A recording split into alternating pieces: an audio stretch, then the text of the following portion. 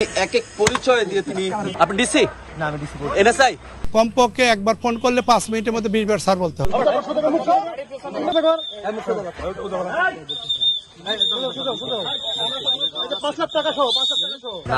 নাজমুল বাড়ি কোথায়? বাড়ি এখানে। গ্রামের নাম বলো প্লিজ আমি গ্রামের নাম বলো গ্রামের নাম বলেন। আপনি গ্রামের নামটা বলেন, গ্রামের নামটা বলেন, গ্রামের নাম বলেন। এই যে খামার নষ্ট এখানে আপনার নাম কি? আমি আমার সব পরিচয় দিতেছি, প্লিজ আপনার সাংবাদিকদের সরান। আপনি কত টাকা চেয়েছেন? আপনি কত টাকা চেয়েছেন? কি পরিচয় দিয়েছেন? আপনি ডিসি? না না আপনি ডিসি না আমি ডিসি এনএসআই? আপনি কি এনএসআই কর্মকর্তা? তাহলে আপনি এই পরিচয় কেন দিয়েছেন? কার কাছে টাকা চেয়েছেন? টাকাটা কার কাছে চেয়েছেন? 5 লক্ষ টাকা কার কাছে চেয়েছেন? যে টাকাটা তিনি কিন্তু নিজে স্বীকার করলেন যে তিনি টাকা দিয়েছেন, তাকে সার্চ করা হচ্ছে, এনএসআই সদস্যরা কিন্তু এখানে উপস্থিত রয়েছে। তারা এই মুহূর্তে স্যার আমার ডিসিপুর স্যার আছে, আমার ডিসিপুর স্যার বলবেন। আপনার ভাই দুই জানতে কথা বলে এই টাকাগুলো আদায় করতে 5 টাকা সেই সাথে দুদকের যে চিঠি সেই তুমি তোমার তো কল রেকর্ড গুলো আমাদের কাছে আছে। বিভিন্ন কর্মকর্তা চিঠিগুলো তিনি পাঠালেন, এমনটাই কিন্তু আমরা জানতে পারলাম। যে সামনে কথা বলবো, সামনে কথা বলবো। আমরা তো ভিডিও যাওয়া হয়ে গেছে, এখন এই স্যার রিং করতে হবে। তো মাইক বরাবর ভাই তখন বিভিন্ন ভাবে একটা নাম্বার থেকে আমাকে খুব হুমকি ধুমকি দিচ্ছে, বিভিন্ন চাঁদা দাবি করতেছে, বিভিন্ন ভয় ভীতি দেখাচ্ছে। উনি বলে যে ভাই আপনাদের বিরুদ্ধে দুদকে অনেক অভিযোগ আছে, সেই দুদক তদন্ত দিয়েছে, নাটোর ডিসি স্যারের কাছে তদন্ত দিয়েছে। ডিসি স্যার আমাকে বলেছে যে উনি নাকি এনএসআই ফিল্ড অফিসার, উনি যেটা পরিচয় দিয়েছে, ওনার নাম আসিফ আবদুল্লাহ। এটা ডিসি স্যার খুব মাইন্ড করছে।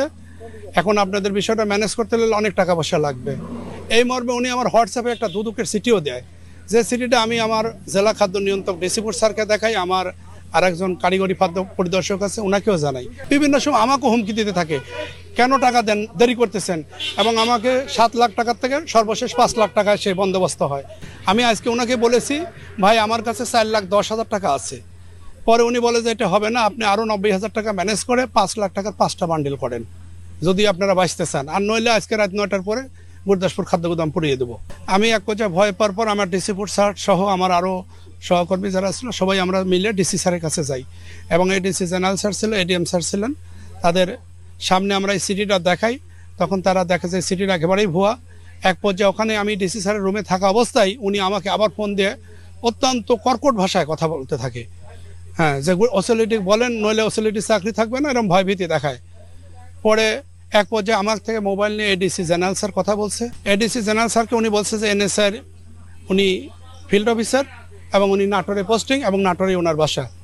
এক পর্যায়ে ডিসি স্যার আমাদেরকে পরামর্শ দেয়, ওখানে আরও আপনাদের মিডিয়া কর্মীও ছিল, তারা সবাই বলে যে আপনারা একটু ধরার ব্যবস্থা করেন।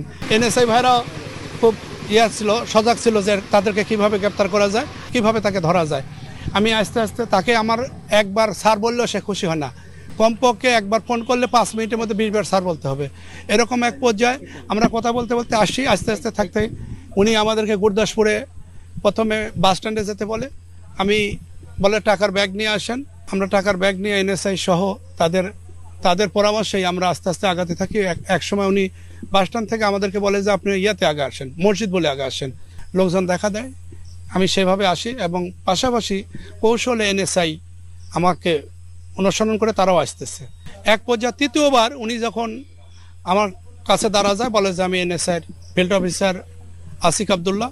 আমি বলি স্যার আপনার কার্ডটা একটু দেখান, আপনি যে টাকা নেবেন। তখন বলে যে আমার কার্ড আছে, আপনি 200 টাকাটা দেন। আমি ব্যাগ দিয়েই সাথে সাথে আমি ওনার গায়ে জ্যাকেট ছিল, জ্যাকেট মানে 2 হাত দিয়ে চেপে ধরে আমি চিৎকার বলেছি যে আমাকে বাঁচান বাঁচান। তাৎক্ষণিক এনএসআই লোকজন ওত পেতেছিল, তারা তাৎক্ষণিক এসে তাকে ধরে ফেলে দিয়েছে।